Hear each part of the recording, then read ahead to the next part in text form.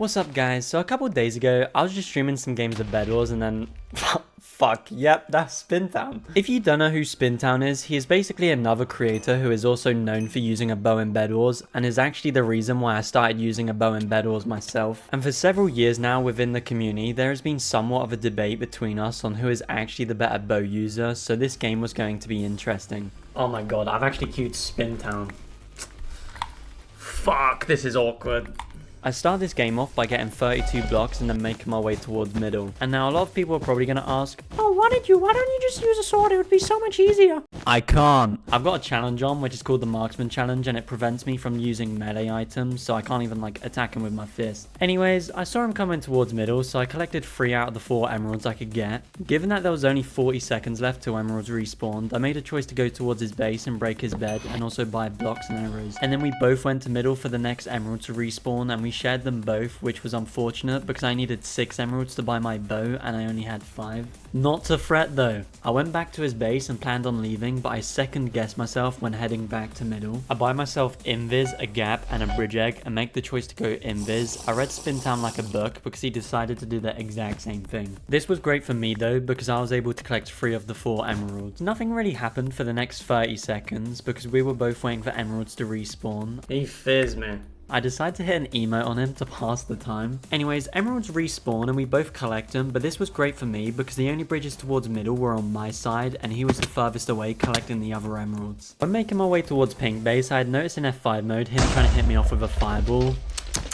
How dare he? I finally get the fucking chance to buy a punch bow. I also bought myself a shitload of arrows, a jump boost pot, blocks, and a fireball. I was then going to make my way back to middle and then... I didn't know he already had a fucking bow! But not to worry, when it comes to being against handsome Bedwars players, he seems to have some performance issues. He then starts shearing the bridge so I wouldn't be able to escape. I respond to this by saying, how'd you like your eggs, bitch?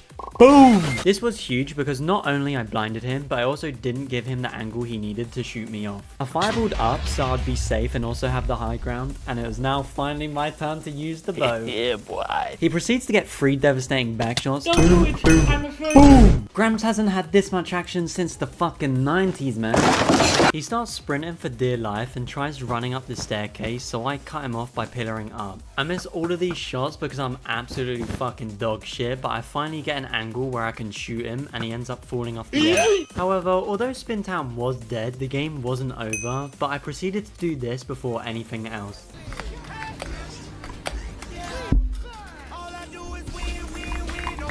Aqua was now the only one alive, and to be honest, nothing enjoyable really happened. Aqua came to middle a couple of times, and all I did is spam him up with a bunch of arrows. Later during the game, I did hit a pretty nice double tap on them, and then I pearled to their base and broke their bed. I then proceeded to spam them with a bunch of arrows until I won the game.